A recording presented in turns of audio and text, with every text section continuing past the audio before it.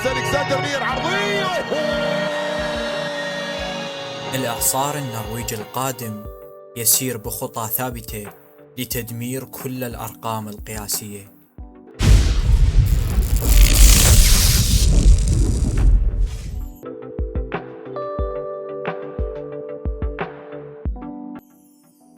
قبل مدة كان عندي صديق من أول ما انتقل هالاند للسيتي قال يا معود أنا متابعه في دورتموند، عبارة عن كدمة، بطيء وما عنده مهارات وراس حربة كلاسيكي، يتمركز صح وتجي مقشرة ويشمرها بالجول.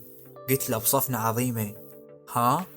قال مثل ما أقول لك، وخطة جوارديولا ما تناسب هالاند لأن راح يضيع ويظل بس يتلفت ويخنقوه.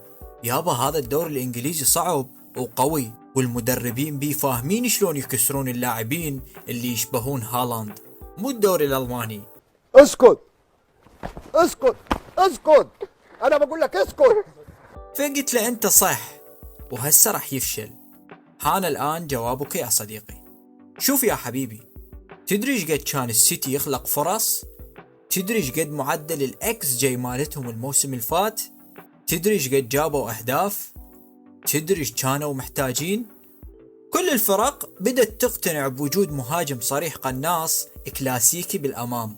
اصلا كل الفرق رجعت تعيد الخطط والتكتيكات القديمة بس مع تحديث الوظائف، واللي مثل هالاند هاي وظيفته لباخ مال اهداف، يحط لك اللمسة الأخيرة اللي تحسم ركضة السيتي، اللي تسبق الهدف واللي لازم تخلص بهدف، وإلا فيحسون بكسران خلق ما صاير. أي فريق يحلم مهاجم يعادل نص هالاند بالتمركز والإحساس بالهدف، وهو موهوب وإجا ويا فريق يخليه يتطور ويصير أحسن تحت قيادة المدرب اللي يخليك تتحول السوبرمان إذا التزمت بفكرته.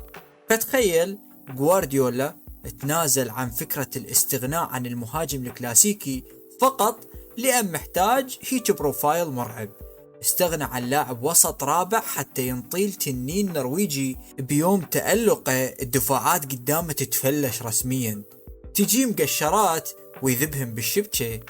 لو تشوف الكرات الثانية اللي صارت لكل أندية العالم تنصدم من الأرقام، 90% منهن يشتتهن الدفاع بسبب التمركز، وهالاند تشوفه شلون يوقف وشلون يسوي سكان للدفاع قبل كل هجمة، وتسارعه مرعب، تقول تيل ويهد على الجول، شبخته مرعبة، يمكن مترين، رجل يم محطة الخلاني ورجل يم جامع النداء، وعنده شوت حقير لأن يضرب الطوبة بجذع نقلة مو رجل.